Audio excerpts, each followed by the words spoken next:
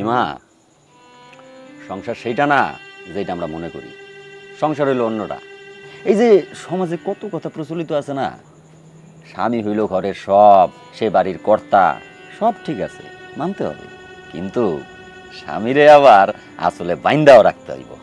দূর আব্বা, তুমি কোনো চিন্তাই করো না, আমি আসলে বাইন্দাই রাখছি। আমার মাইয়া না।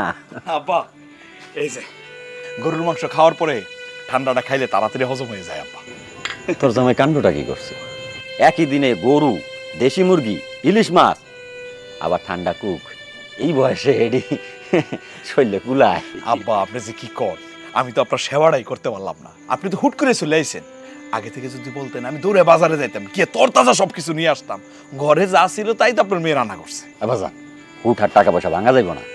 এখন দুইজনের সংসার, এরপর হইব তিনজন, তারপর 4 জন, সংসার বড় হইব না, খরচাপাতি লাগবো। আব্বা আব্বা যে কি কর, আমার কি টাকা পয়সার অভাব আছে?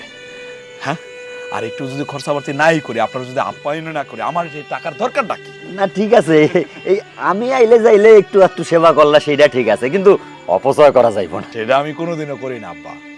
আব্বা আপনারা তো আসল সুখবরটা দেওয়া হয় নাই। কি বাপ? ওই যে গঞ্জে আছে না, করিমগঞ্জ, হ্যাঁ। বাজারের পাশে একদম মোকামে আমি 10 শতক জায়গা বায়না করছি। এই যে আপনি আইসে টিনের ঘরে থাকেন, এটাকে ভালো লাগে আমার কোন? আমি ওখানে চিন্তা করছি একটা সুন্দর করে বিল্ডিং উঠাবো, 4টা রুম দেবো, আপনার নাতিটাতি নিয়ে আমি থাকবো, আর পাশে একটা রুমে আপনি থাকবেন, ওখানে দরকার হলে এসি লাগাই দিব আব্বা। আলহামদুলিল্লাহ, মারে তোর পছন্দ আছে মা।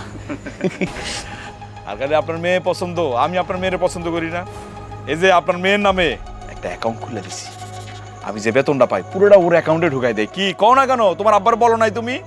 আর যে বাড়তি টাকাটা ইনকাম করি সেটা দিয়ে ওই জমিটা কিনছি, বিল্ডিং করার স্বপ্ন দেখতেছি। আব্বা আমি তো আমার বেতনের একটা টাকাও ধরি না। আলহামদুলিল্লাহ আলহামদুলিল্লাহ। না না না, সংসারটা রায় বরকত হইব।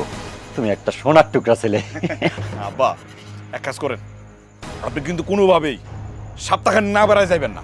আমি কিন্তু এটা মানবো না। এই তোমার আব্বারে কিন্তু সপ্তাহখানেকের আগে যাইতেই দিবা না।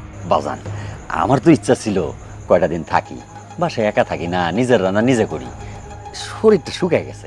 ভাবছিলাম মেয়ের হাতে রান্না খাইয়া 2-4 কেজি ওজন বাড়াইয়া যাবো, কাম কাজ আছে না।